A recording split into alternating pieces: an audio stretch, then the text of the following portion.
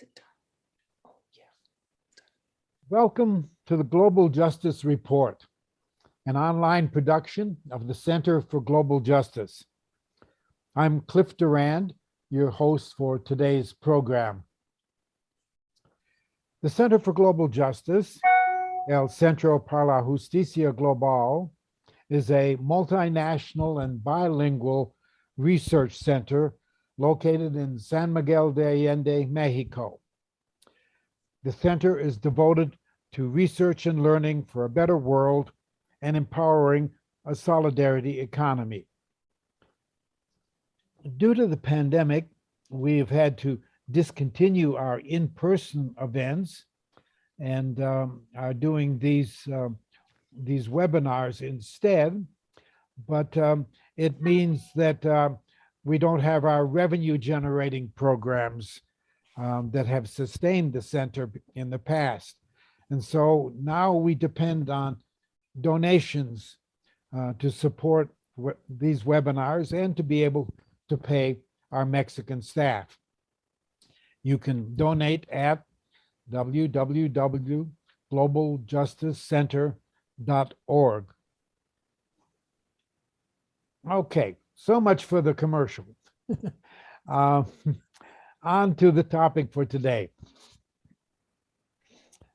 This is the second in our series of Black History Month webinars.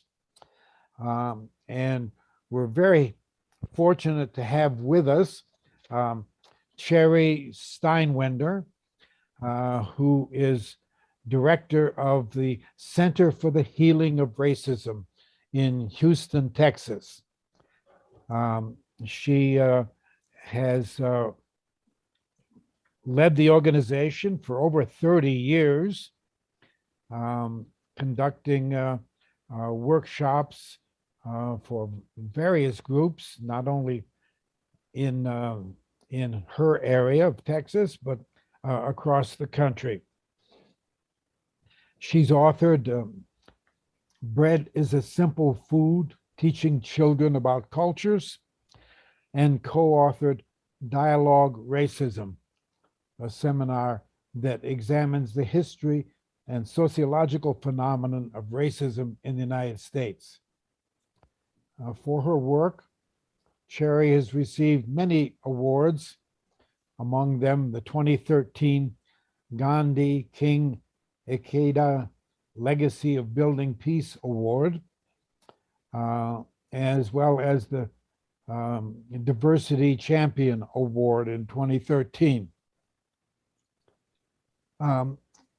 We're fortunate to have Cherry Steinwender with us today, and she will tell us about the work of the center and about her experience in trying to heal racism, which is a huge challenge that we've become increasingly aware of in recent years.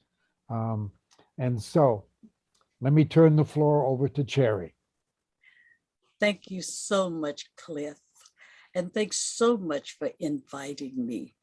And I have to give a shout out to the members of the center that's on the screen, because I think having them here have been in my life now for, gee whiz, at least 10 years. It really serves to speak to the impact that the Center for Healing Racism has had in their life. I am one of the founding members of the center. The center was formed almost 33 years ago. This spring will be 33 years ago. This organization did not start out to be a nonprofit, and maybe we had no intentions of forming an organization.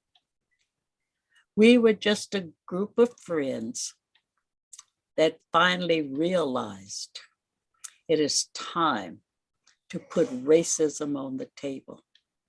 It is time for us to begin to look at the impact of racism on and in our lives. The people that started this organization, we were Puerto Rican American, African American, European American, third generation Japanese American. And so for being so diverse, where many of the people did not grow up, were not born in the United States, but families came to the US in more recent times. And we decided, why is it we've never talked about it? Why is it that we shied away from it? Good example that many of you may be able to relate to, and that is you're out to lunch, you're having a great time, you're enjoying your meal. And all of a sudden, somebody mentions something about racism, and the other people say, oh, would you please pass the salt or pass the sugar? You know, because that's a way of totally not dealing with the conversation. And so, yes, we did that for years. And finally came that moment. And I will never forget, and I think this is something really for your audience. The woman that came up to me and said, Cherry, you and I have been very good friends. We've lived together. You even helped me raise my boys. Why is it that you never, ever talk to me about what life has really been like you living in the United States? And I really want you to know, when my very good friend, who's still in my life, been in my life over 40 years, her sons are still in my life. It was as if my friend had taken a knife and stabbed me in my chest. Because you see, I wanted to pretend. I wanted to pretend that life was the same for me as it was for her, being white and very blonde. But you see, deep down in my soul, I knew that wasn't true, but I didn't want to admit that. And finally, she said, we really need to do something about racism. And I said, I don't want to do anything about racism. Been there, done that. Don't want to do it again. Too old, too tired.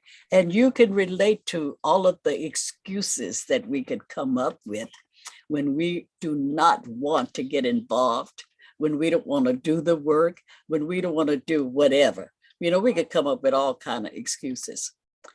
Been there, done that, did that in the 60s, don't want to do it again.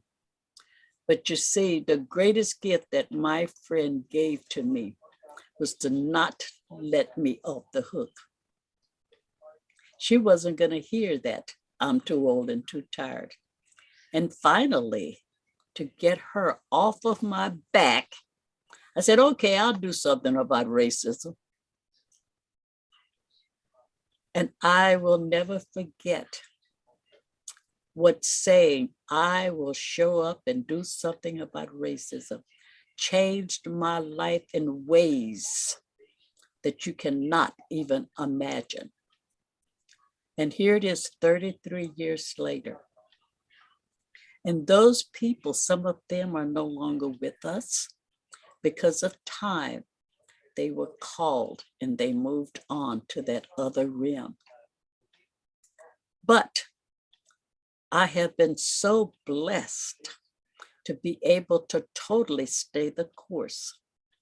We were able to, first of all, before we took this out to any individual, we decided to work on ourselves, and that's a big job. Before you could go out and educate anybody about anything, you need to start with self. And I love the saying that everybody's trying to fix humanity, but nobody wants to fix themselves. And what we did, we worked on self. We would come together around the kitchen table where so many wonderful relationships are made. And we would cry, we would rage, we would scream. Probably we didn't want to see each other for a while. We had to take a break from each other because truth have a way of really getting under your skin. What we found in those kitchen table conversations, that every last one of us in this country, regardless if you have come here from recent time or in recent times, if you were born here, we have all been damaged around racism. Regardless of how white we are or shades of brown. That conversation in itself, in just that one statement, we've all been damaged, regardless of how white we are or shades of brown. But you see, we could pick up any book and find out how people of color have been damaged in this country, especially people that look like me. But the conversation never, ever, hardly ever go into the space of how white people have been damaged around racism. And I really feel that is something that I would like for you to ponder long after this Zoom is over. How have you been damaged around racism? Because of the nature of the work that I have been doing and asking that question, I have been able to get people of European descent to tap into ways that they have been damaged. And I will say to you, one of the ways that we have been damaged, or people of European descent have been damaged. If you are educated, miseducated about the majority of the world's population, which are people of color, and you have been taught and educated from a little child to distance yourself, that in itself is really a hurt. So we did all of the things necessary after probably sitting around the kitchen table for about 6 months. And we decided more people needed the education we provided for each other. And we then start looking into a nonprofit organization. But can I say to you, to have these conversations, you have to really be ready to have them. You have to really be ready to admit openly how you've been damaged, what happened to you. And so we put together a curriculum called Dialogue Racism. And as Cliff mentioned in his introduction, it is held over 2 full days, which is the way we have to, because we have traveled to 45 states and 2 countries, bringing Dialogue Racism. But when we hold Dialogue Racism in Houston, Texas, we can do it over 8 weeks or either 2 full Saturdays. So it is really diving deep into understanding this thing that we've called racism. Racism. It's very interesting that people that look like me have repeatedly said to me, racism, oh, I've never been affected by racism. And I'll look at them and I'll say to them, that's because you don't even know what it is. You don't even understand it. So let me say it's not. Racism isn't just about somebody calling you a bad name, especially for people of African descent to call you that N-word. It's not just about being spit on. And I use that example because that actually happened. To be able to be standing in line, waiting for services, and the person that don't look like you is waited on, but you were there first. See, it's not just about that. We have to look at and understand racism is an institution. And the way that racism, number one, was built in this country, racism is structural, first institutionalized, and systemic. For a person of color to say they've never, ever been affected around racism, they don't understand the institutional component. Right now, because of redlining, if I didn't understand redlining, if I didn't understand this country's policy of dividing up the United States, redlining neighborhoods of color where they could not have access to loans to increase their retirement later on, when the color green was given to neighborhoods that's all white, and the color blue to neighborhoods that was going from from white to black, being flipped.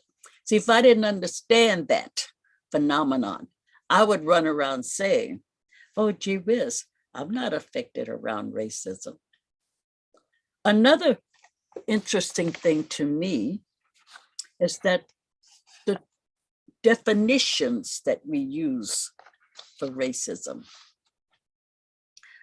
In 2020, a young college student by the name of Kennedy Mitchum challenged Merriam-Webster dictionary. She said that the definition they've been using all of those years, where university students will run to Merriam-Webster dictionary to be able to find definitions for some of the great papers they have written, books, et cetera, or either talks that they have given. But you see, she said the definition was inadequate because it did not include how racism have hurt people of color. To be able to have this conversation with Merriam-Webster repeatedly, because she was not going to take no for an answer. After going back and forth, I don't know how many times, or the length of time, Merriam-Webster finally said they would change that definition to include the institutionalized component of how people of color have been damaged. So if you were to pick up a dictionary before 2020, these are the definitions that you would have read in Merriam-Webster dictionary. Number one, a belief that racism is primarily deterred of human traits and capacities, and that racial differences produce an inherent superiority of a particular race. But in that definition, it didn't say power. And we have to understand that racism, even though they use the word in these dictionaries about prejudice, we have to understand that it's not just prejudice. And I really hate it when people say, I'm not prejudiced, and all too often the but comes out. John Stewart said he called them the but people. All too often the but comes out. I'm not prejudiced, but we all are prejudiced. Prejudice is not having sufficient data about anything, prejudging, prejudice, prejudge. We prejudge things all the time, whether it's plant life, animal life, rocks and trees. We prejudge things all the time. So we're not just talking about prejudice. We're talking about the power that goes along with the prejudice. Because of the institutionalized racism in this country, people of color were denied access, written down on paper, also imposed. And I heard a term just the other day, and the term really caused me to laugh because I've heard so much about systemic racism that it's in everything, every single thing. If you look at the various forms of racism and how it is played out, whether unaware racism, institutionalized racism, internalized racism, cultural racism, environmental racism, how it is played out in everything, which makes it systemic. And then we look at the structural form. If you look at the building that you're in, and you break that building down to its many different components, the structure, what are some of this building is included. In my house, I have wood, nails, screws, electrical wire, all of the things that make up this structure. And so institutionalized racism is also structural because how it was built. But the word that I heard the other day in a workshop, they called it strategic racism. Strategic. And I really had to sit with that and look at it for a while to be able to understand strategic racism. And I kind of believe there is something there. Strategically, how all of this was put together. The other part that I thought was amazing about Kennedy Mitchell, she did not give up. This young woman stayed with it. And finally, Merriam-Webster said they would change the name of, the definition of racism. And simply the larger cultural shift felt around the United States, and Merriam-Webster English Dictionary, they plan to update because of this young woman. So since this was written in 2020, there's a great possibility, I didn't get a chance to look at it, about what the new definition is, but they said they would include the power component and how it affects people of color. So we decided to be able to look at the many forms of racism. And in doing so, we wanted to look at the Federalist Papers. And this is something that we did in the very beginning, and it is included in Dialogue Racism in the training manual. And that is the Federalist Papers, which says, we must deny the fact that slaves are considered merely as property and in no respect whatsoever as persons.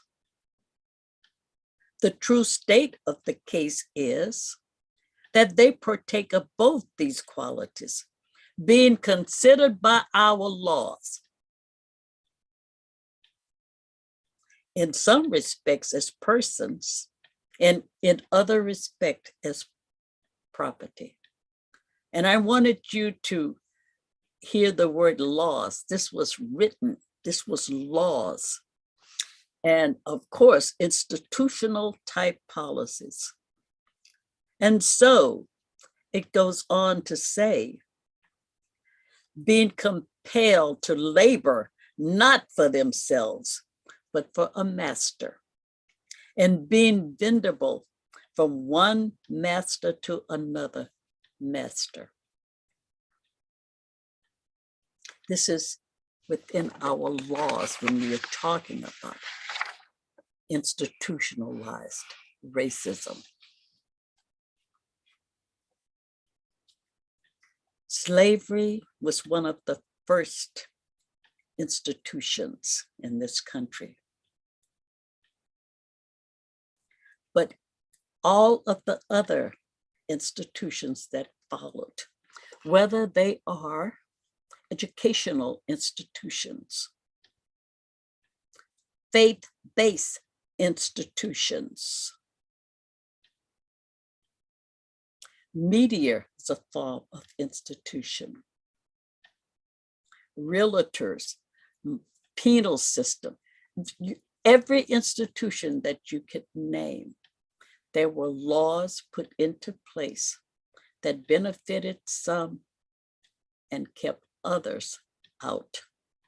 So it's no wonder. And a lot of these things are based upon the prejudice that people have of a group of people. And they have the power to make these laws. They have the power to enforce these laws.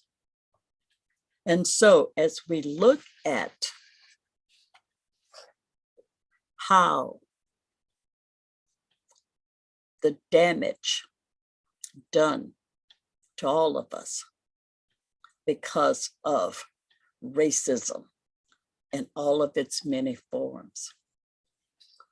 Other part that I looked at and what we have been able to really talk a lot about is the stereotypes that we have of different groups of people. A stereotype is as if taking a broad brush and painting every individual as a group. And all of these individuals have the same traits in common. Because of these stereotypes, they did more damage than any lynch mob ever did.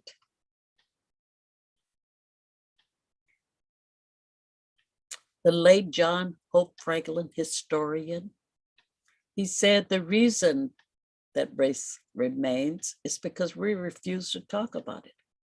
The reason that racism remains, we refuse to talk about it. And one of the ways that we have tried to talk about it often creates a bigger mess. And let me give you an example of what that looked like. Something just happened to me en route to my office, my job, the theater, the grocery store. And it was something of a racist nature. And soon as I walked into the building of my office, I really wanted to talk about it because I needed to discharge the uncomfortable feelings that I was having.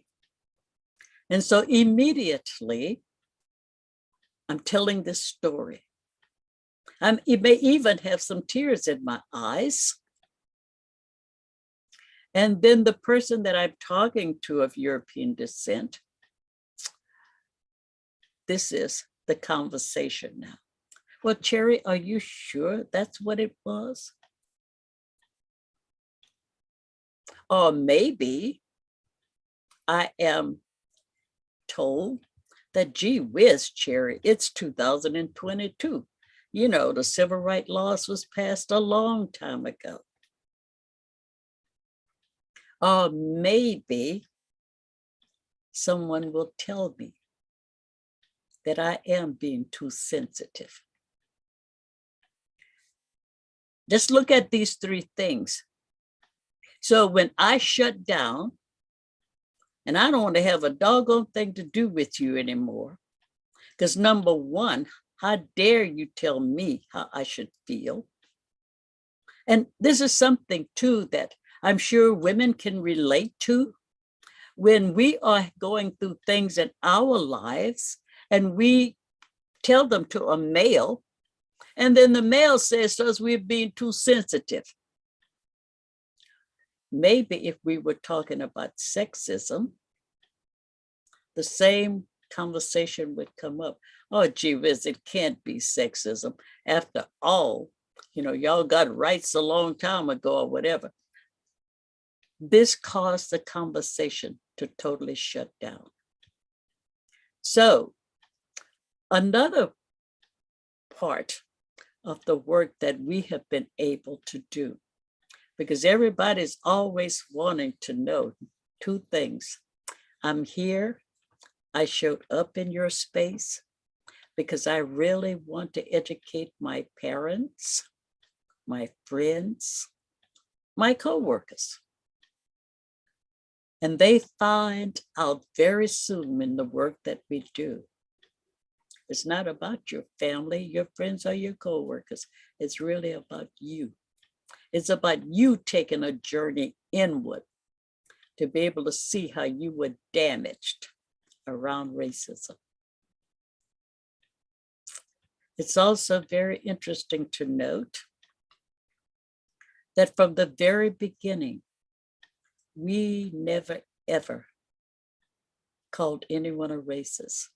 In the 45 states and 2 countries I've been in, we've never, ever called anyone a racist. But we're going to have this conversation.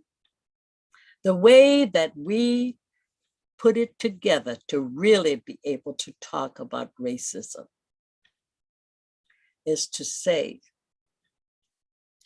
and use the words which you can use, racial conditioning. I can ask anybody if we could get together and explore our racial conditioning. I did not say I would like to get together with you to talk about you being a racist. I didn't say that. We've never, ever called anyone a racist. And I want you to really think about it. The name of this organization is Center for Healing Racism. It's no way you can have people enter to a space calling them a racism, something that is very negative. And as one of the professors said in her workshop of European descent, she said, for us to be called a racist is a fear second to death. And you see, that's interesting because I thought public speaking was that fear second to death. But now it has dropped down, you know, just one level. And for a white person to be called a racist. So why would I dare call you a racist disguised under an organization that is talking about healing racism? You see, it don't compute, it don't work. So what we have been able to do is to get people together from all different walks of life, all ethnic groups, to look at and explore our racial conditioning. But I think we need to understand that, I love the word, this is not a sprint. This is really a marathon. People of color that's in those workshops, they're looking for white people to go the distance. They're looking for you to go the distance. And so to have that conversation, to be totally honest with each other, we have guidelines that we use. The facilitators always are coupled as a person of European descent and a person of color. Because let's face it, our history have not been the same in this country. I can say things that will fly as a person of African descent that would never fly at all if a person of European descent would say that same thing. And the same is true in reverse. So we are bringing firsthand experience into this workshop of how we have lived within this country. The other thing that is very important, the facilitators have to keep that circle safe, because we always sit in a circle where people can look at each other in their eyes, not the back of their head, auditorium style, but to really look in their face. Within these conversations, these really honest conversations, there have been tears, screams, really abundance of discharging of emotions. So in order to talk about it, the next level is very important. And that level is to truly learn how to listen. One of the university professors said, we should enter into a listening revolution, because we don't even know how to listen. When I ask you to listen to me and you start giving me advice, you haven't did what I asked. All I ask is that you listen. And how do you listen? You lean in. You suspend everything else. Take a deep breath in and then out. Try to clear yourself of all the things that's running around in your head. Because you are being asked to truly listen. Not to talk and not to judge, just to hear me. Listen with attentive delight. And as Gandhi said, the greatest gift that you could give to another human being is to be able to truly listen.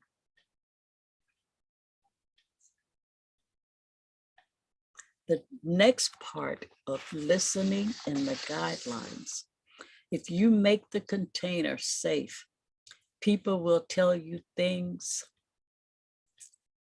they didn't even know about themselves. All too often, the information given by the facilitators will trigger emotions that have been so buried for so long.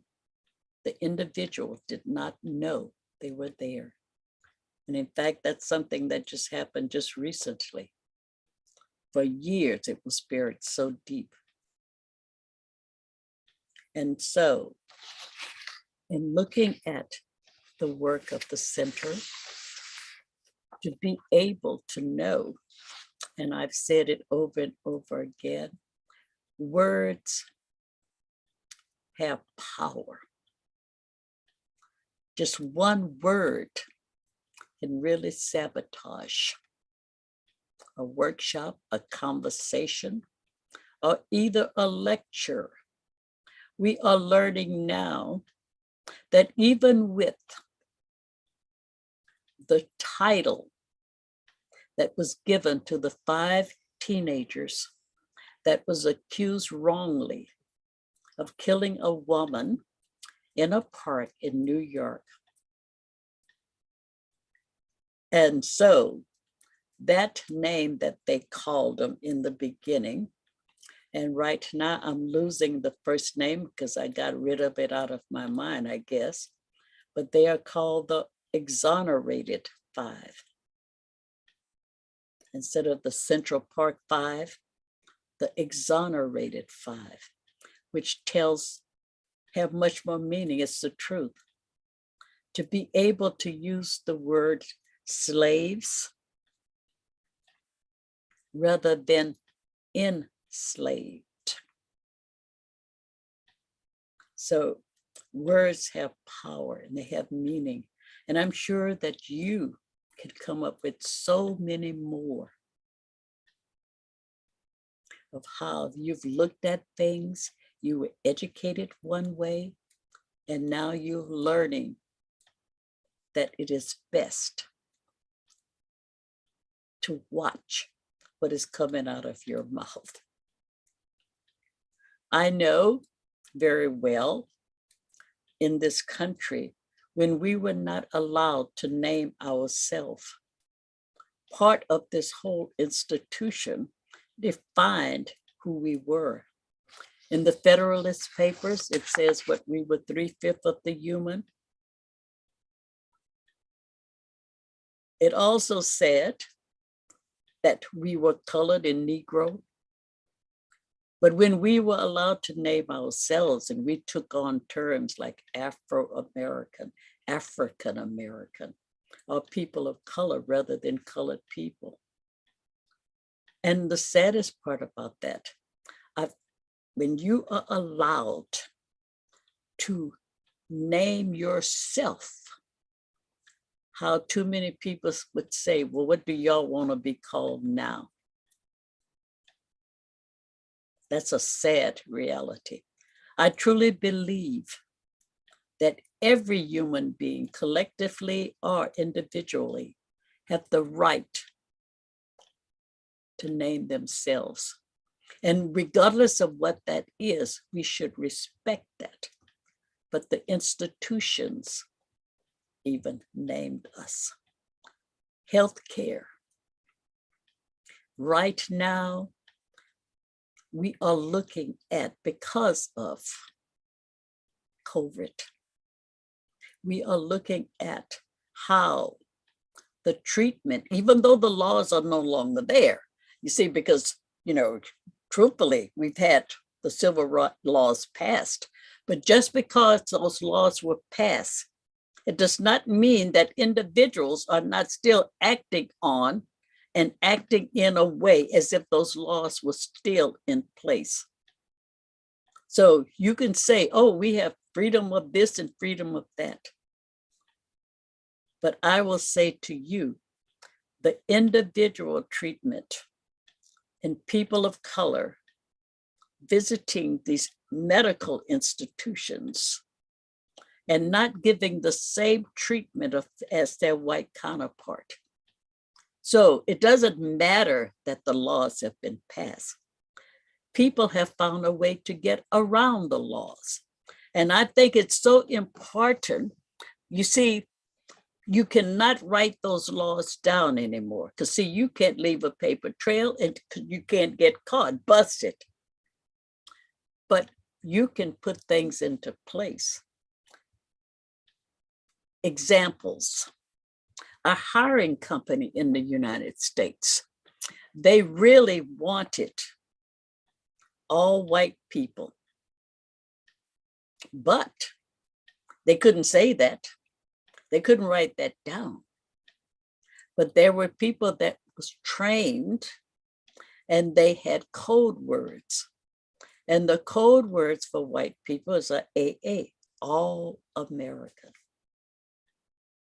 So many of the companies that looked to the hiring company, they knew about how to get what they wanted.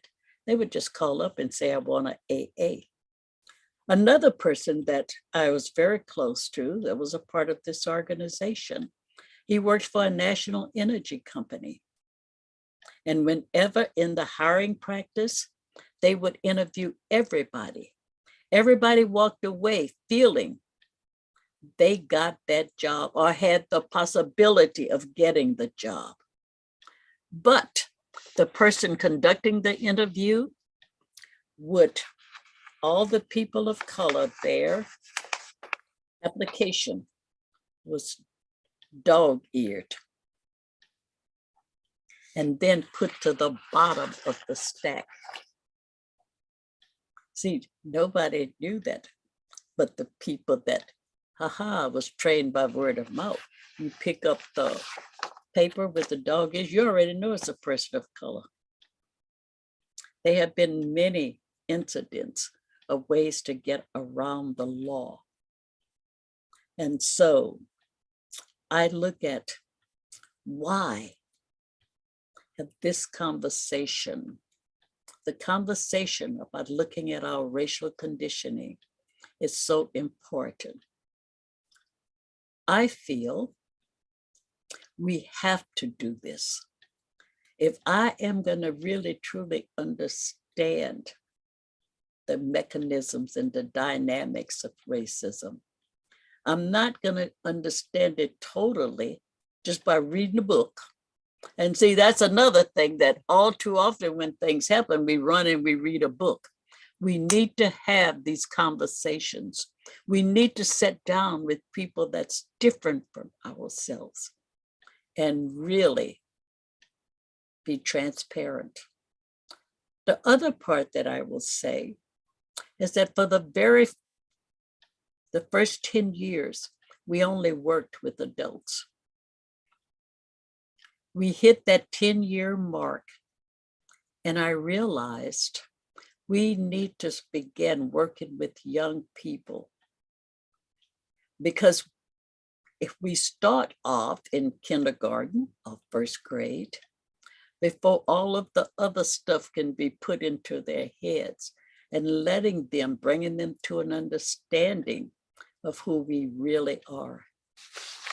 So the very first workshop we created for very young people was called Opening the Bread Basket, where bread is collected from at least 25 different cultural groups, understanding that all people globally eat bread.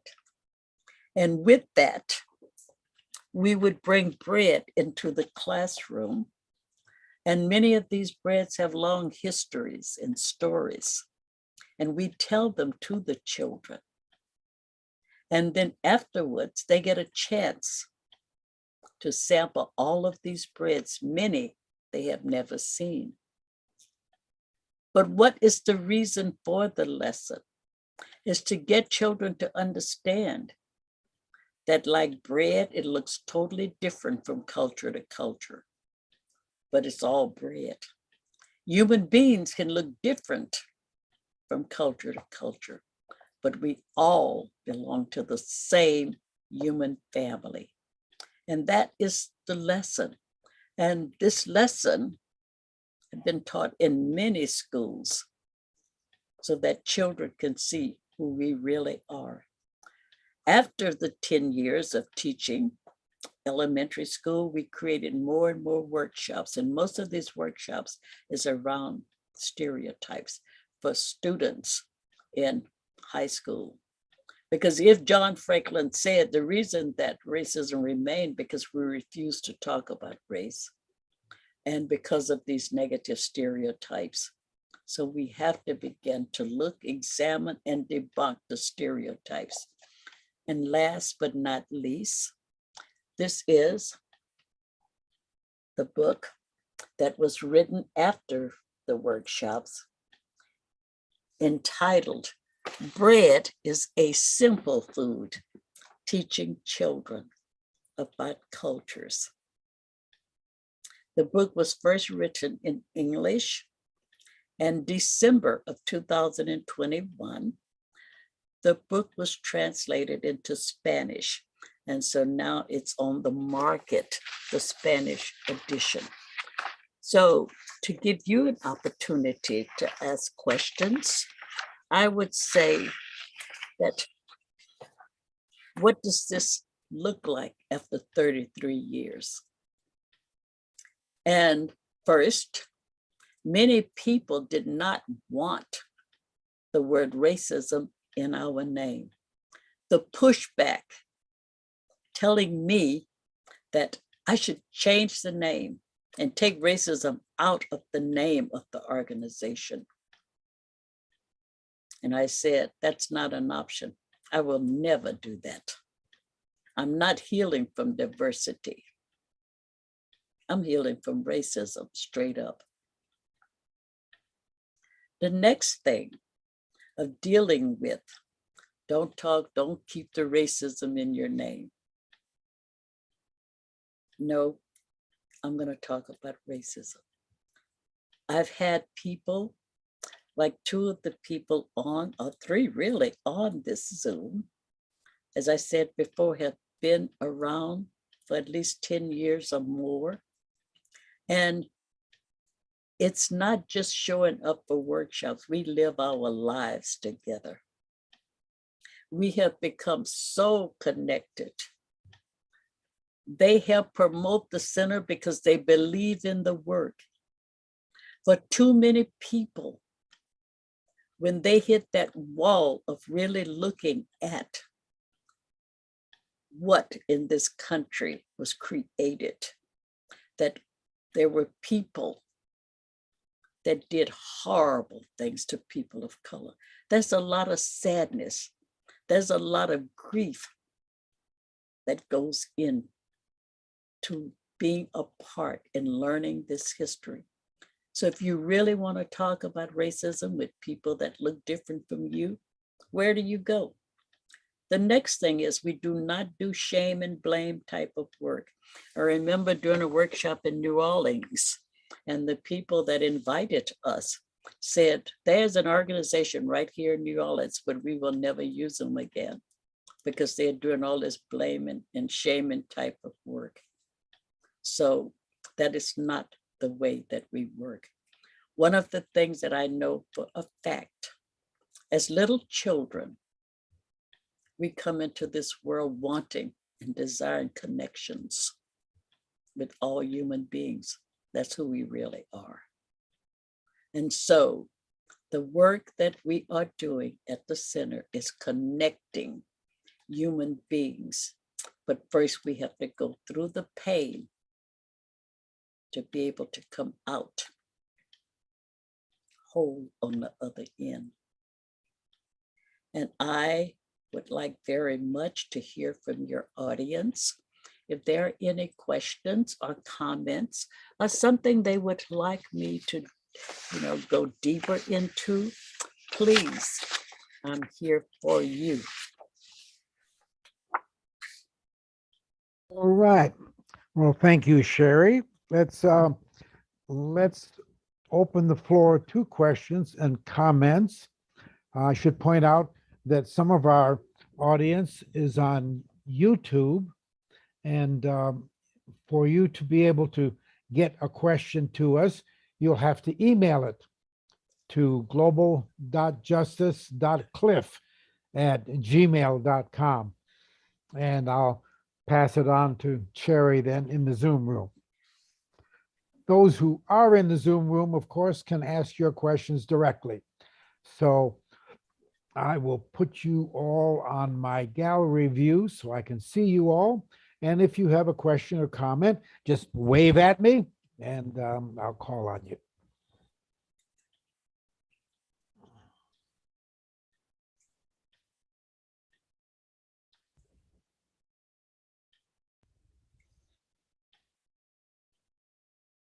Let me start off with one too.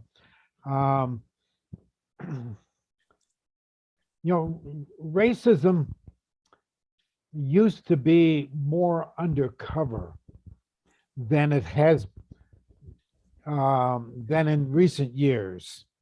What we've seen, particularly with Donald Trump, is how, as my wife puts it, the cockroaches have come out into the open.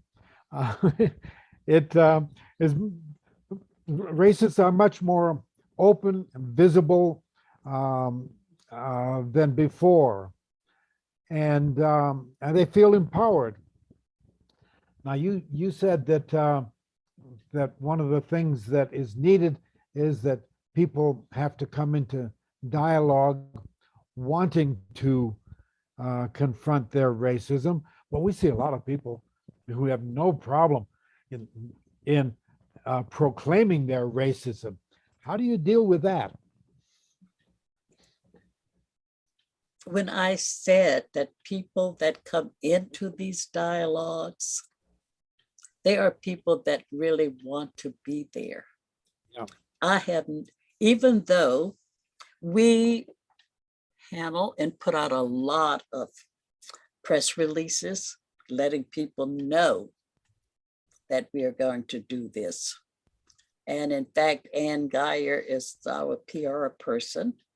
So it's still open to the public. I can only remember one incident where this man came into the room and he was late. And his sole reason for being there was to stir up the crowd. And because he was late, he didn't have an opportunity to hear the guidelines. And so he was the first one to speak. And he was saying all kind of outlandish things, because remember, he wanted to stir up the crowd. And nobody said anything. And at the end of the program, he said, you know, I apologize. I came here to make a mess. And that's not the way y'all work.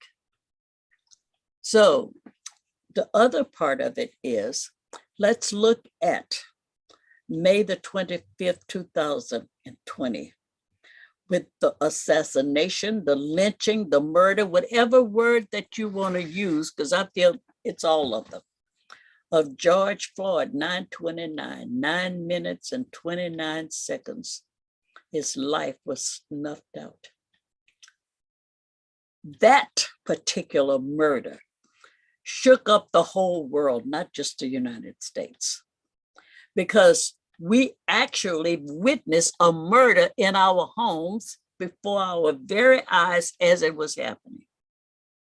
And the way that it happened, it was just so cavalier. It made people take to the street in masses. It also made a lot of people realize, racism is still here and is flourishing.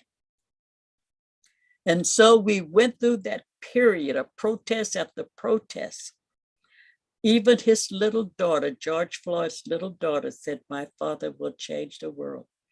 And for a moment, he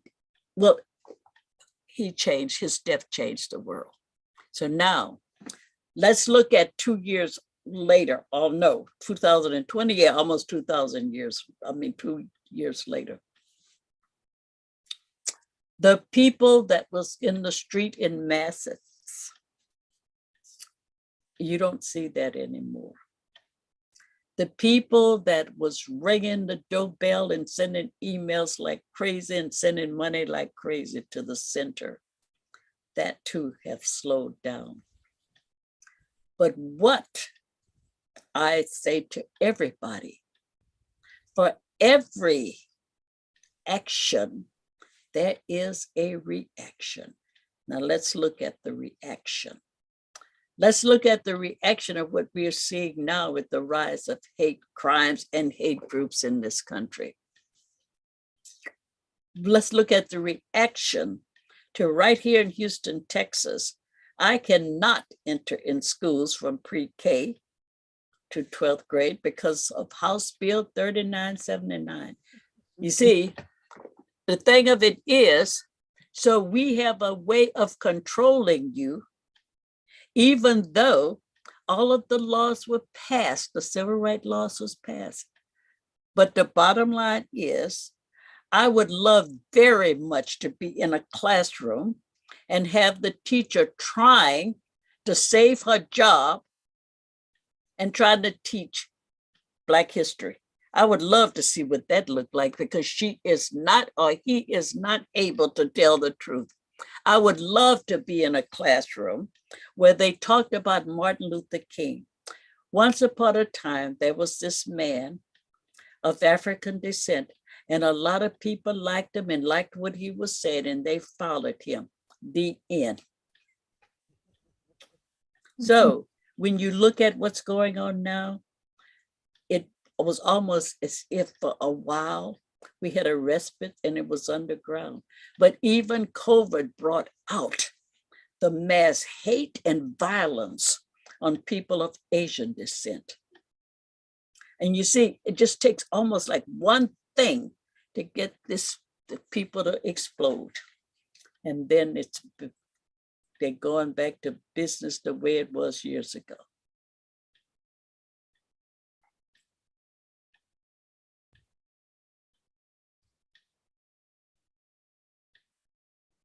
Are there comments, reactions to that? Questions? Okay, and Not unmute much. yourself. All right, thank you. I was just going to add to what Sherry is saying is that how the elected officials, many of them, are using this. It's their way of backlash, and they have so much power. They were elected, so it's all very frustrating to be able to, get back to that point where there was so much solidarity, because of the George Floyd murder. It's very, very frustrating. And I want to look at also, because we saw the visuals on the news. And in fact, there's a whole documentary made about it. And it's about all of the young men that marched in Charlottesville, carrying those tiki torches. And let me tell you, I was able to hear a chant. And the chant that they were using, Jews will not replace us. Jews will not replace us. And what are we looking at? And what are we seeing now? Is that the violence on Jewish people, anti-Semitism is on the rise. So it's as if all of these things, and my question to myself, because I love to really sit with things before I open up my mouth. And one of the questions I have been thinking about, and yes, I did a workshop on it too. When someone asked me to talk about hate, I said, no, I don't want to talk about hate. I want to talk about fear, because I really feel that all of this that we are seeing, the engine that's driving this is fear. And I have to say that in the early 90s, and many of you may have seen the magazine, I think it was Newsweek or either Time, and the centerfold was rows and rows and rows and rows of babies. But only one of the babies was white, because that article was calling attention to that in a very short period of time, this country is going to be mighty colorful. And to me, there was a lot of fear. And what you're hearing, if you're paying a close attention to it, is that the fear that the white race and white culture and everything else is going to be lost. So I say the fear is driving this engine. I really feel the fear of having people coming across the border, that we are used to taking in immigrants that's been persecuted in their country. But it's almost like we want to stop doing that too, because there's too many brown people coming here. And we know that in a very short period of time, and you can't stop it. This country will be a country of majority black and white. I'm sorry, majority people of color. The other thing too is that I remember an article, the KKK was really paying white women to have more children, to be able to boost the numbers. So when I say to you, we look at this, but the engine that's driving a lot of this is fear. And I could go on and on and on looking at this fear, because I've been looking at it a lot lately. I feel the voting right laws that have been put in place in this country, that is going to make it hard for me, because I'm a senior citizen, to go out and vote, where I have been voting by mail all of these years. And I feel that too is fear driven. You speak of fear. You might call it status insecurity. There are people worried about losing their status, their privileges. And that, I think, helps to explain a lot, not only on the racial dimension, but on the economic dimension. I mean, a good bit of the reaction by white working class that led to them voting for Trump was because they were losing their economic status with globalization, with deindustrialization, the kinds of jobs that that characterized the white working class were on decline. They were no longer able to maintain their standard of living, their accustomed middle class lifestyles, and their anxiety about losing that status ended up getting displaced onto people of color as the source of that threat. That was part of the genius of Donald Trump, being able to displace it, because a lot of that insecurity also had been addressed by Bernie Sanders, but in a positive, constructive way. And when he was aced out of the getting the nomination, those people had no place else to go but to a demagogue like Donald Trump.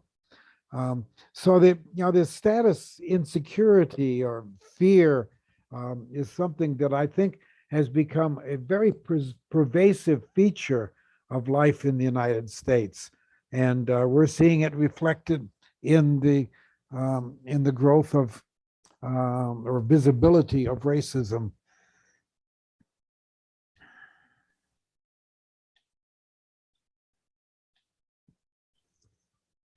I see heads nodding to that. But,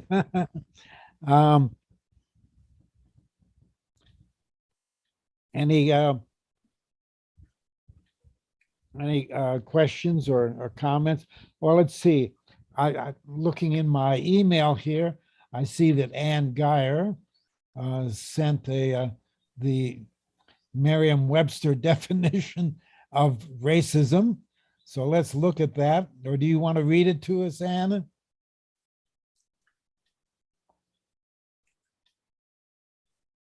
Unmute yourself. Thank you, Cherry. I always forget about that unmuting. Let me see if I can find it. I'll have to go onto my, I have it in front Got of it. me right now. maybe it's just maybe the three parts. They give a lot of examples. If you've got it in front, maybe you can just read like the 1, 2, 3, because it does now include systemic. Mhm. Or you see it, Cliff, or do you want me to go into my Well, email? I have it. I'll screen share it. Oh, good. That's the best. Okay. 1, a belief that race is a fundamental determinant of human traits and capacities, and that racial differences produce an inherent superiority of a particular race. I go down to 2. Okay, that's number 1. Number 2, the systemic oppression of a racial group to the social, economic, and political advantage of another. That's it. And then, nope, just those 2. B, oh, was there? I thought maybe the political, or where it says B under. Okay, the political or social system founded on racism and designed to execute its principles. I think Yeah, I mean, to me, it looks like that has been changed. I'm not comparing them side by side, but it definitely does get the idea of that this is a systemic, intentional thing. Yeah, right? yeah, well, and the example that is given here with the last one is particularly interesting. You know, the 1913 Natives Land Act reserved 90% of the country for whites, who then made up 21% of the population. Under the formalized racism of apartheid, 3.5 million blacks were forcibly moved to isolated reservations called homelands. They try to make it sound nice, but it's not nice. Yes, Uh-huh. yes, yes, yes, yes. Or in South Africa, they call them Bantustans. Okay, okay. Would you forward that to me, that definition, Cliff? And then to begin to see where do we go from here, I would like to just put the first slide on the screen from the PowerPoint. Oh, okay.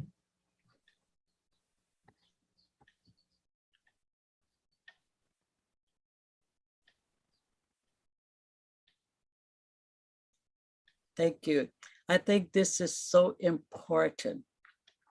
As I said earlier, to be able to have these conversations is so important. And I have seen hundreds and hundreds of people that have really changed. And people will come up to me when I'm doing my shopping, etc., and say to me that you've literally changed my life. So this slide said, not everything this face can be changed, but nothing can be changed until it is faced. And I think that is so positive. I can't change everything, but I do know that I have to face it before I can change it. The other slide, the next one, please. Oh, I don't know if that's, Hmm. I'm thinking, oh, And go, I'm going to skip down, go to slide number 7, I think, because let me see if that's where it is. Okay. Okay. In looking at our racial condition, the challenges facing our educational institutions is how to incarnate in students healthy attitudes, so people of different cultures. And this is what we have been able to do from pre-K all the way through 12th grade and beyond. Slide number 8, please. And so in returning to the past, it's important to be able to see some of the greatest minds this country produced and how they looked at people of color. Second, the next number 9. And if you look at Leonard Lieberman, anthropologist, and he wrote that misconceptions about race have led to harms of racism that have caused much social, psychological, and physical harm. These misconceptions have their origins in various papers and books that depend heavily on old and outmoded biological of race. So that is so true about the harm that these things cost. Next slide, please. oh, there's a lot of And to be able to look at some of the things that came out of the mouths of some of the greatest people that have influenced millions, if not billions, was Thomas Jefferson. And, you know, he's playing around with this thought. I advance it, therefore, as a suspicious only, that Blacks, whether all originally a distant race, are made distant by time or circumstances, are inferior to the whites, both endowments of both body and mind. And if you hear this over and over again, it's not just what is said. We look at the author of these things, and if he said it, it must be true. Next one, please.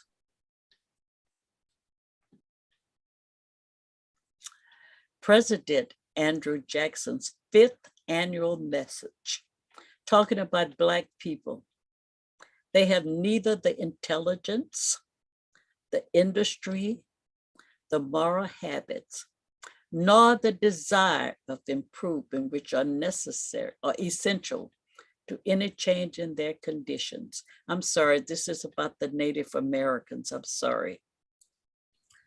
And this was written in the Indian Removal Act of 1830. So, and I'm just looking at this, they have neither the intelligence, the industry, the moral habits, nor the desire of improvement, which are essential to any change in their condition. So they must be moved, and they must be moved far away from white people. Next slide, please.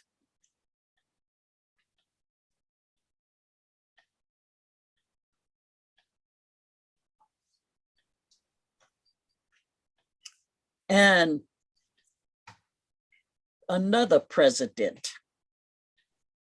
There is a physical difference between the white and Black races, which I believe will forever forbid the two races living together.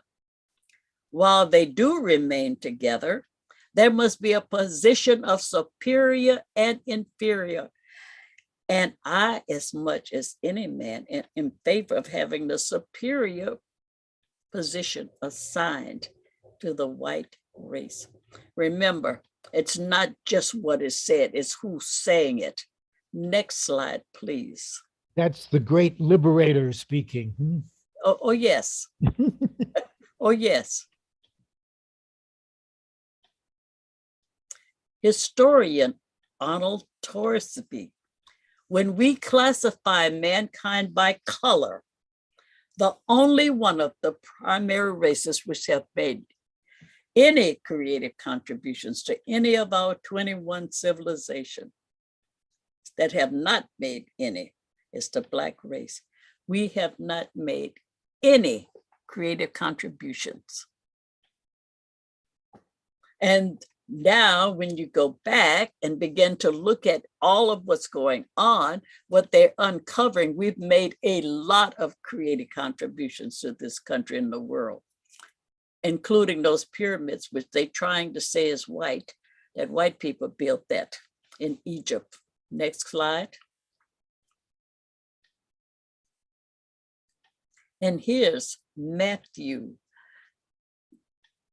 Matthew, the historian, I believe that only white people can maintain the land, preserve it, protect their own independence, and then using that independence, have some sort of fitness for self-government that enables them to be proper citizens. Next slide. And here's another historian. It's about a way of sort of naturalizing a social structure which everyone understand and clearly saw the quote, unquote, the Negro, or in other regions of the country, the Native Americans or the Chinese were all at the bottom of the social, political heresy, hierarchy. And if you can say that, they are fundamentally biologically different, and they should be. So I should be at the bottom of the hierarchy. Okay, next slide, and we're almost to the end. Another historian. The underlying principle is a principle of white superiority. It's a principle of shared racial identity And if you are white, or if you can be made to identify with whiteness, you are going to be considered to be in. And that line of whiteness cross across class lines and provide a way to unify America on the basis of race. And I want to call your attention to be made, if you can be made to identify with whiteness. I had the opportunity to read a book written by a Jewish man, Nathan Rutstein. And in that book, he clearly stated how his family, Russian Jews, came here from Russia.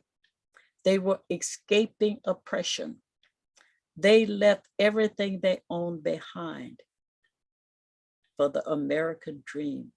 In order to attain the American dream, you look around to see who's making it in this country.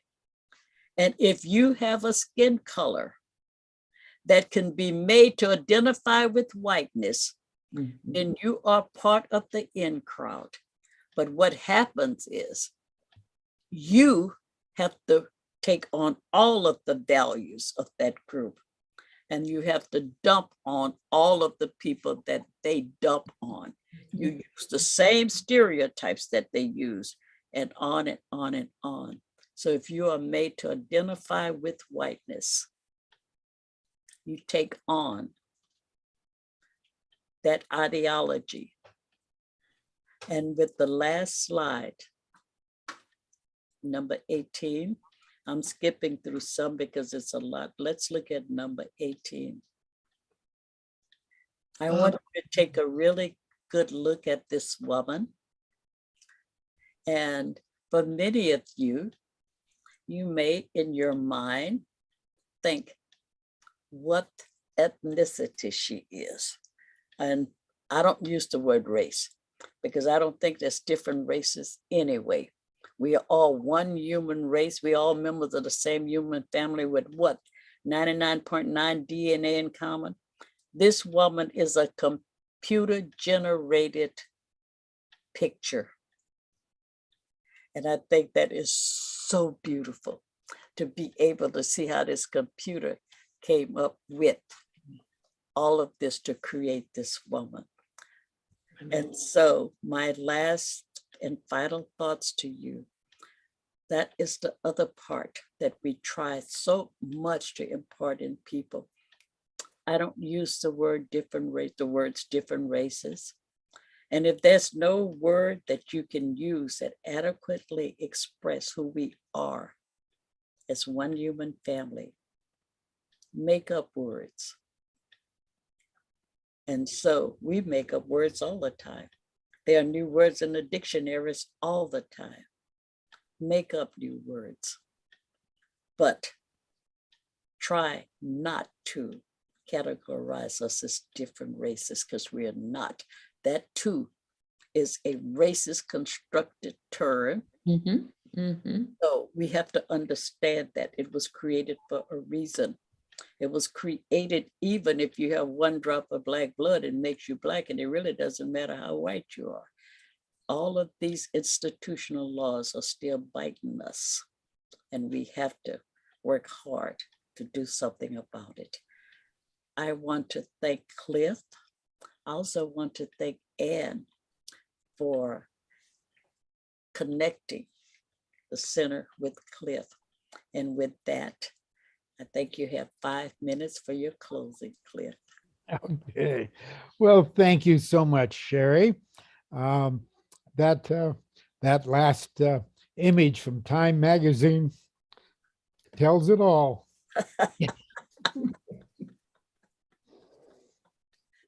Well, I want to give my thanks to Sherry and to Ann Geyer, who connected us. And I want to thank all of those who came to our discussion today, and tell you that this webinar, as well as our past programs, are available on YouTube, accessible from our website. globaljusticecenter.org. And I hope you will join us next Monday for our next webinar, this series on racism. And we will be reprising a discussion that we had in 2019 with Linda Alcoff and the now late Charles Mills. Very interesting discussion that I thought was so timely that we decided to bring it back in this series this month, talking about racism and identity. So hope you will join us then next Monday. And in closing, I want to thank our webinar team, Liz Mestris, Gregory Diamant, Roberto Robles, Olivia Canales, and myself. And now this is Cliff Durand signing off until next Monday.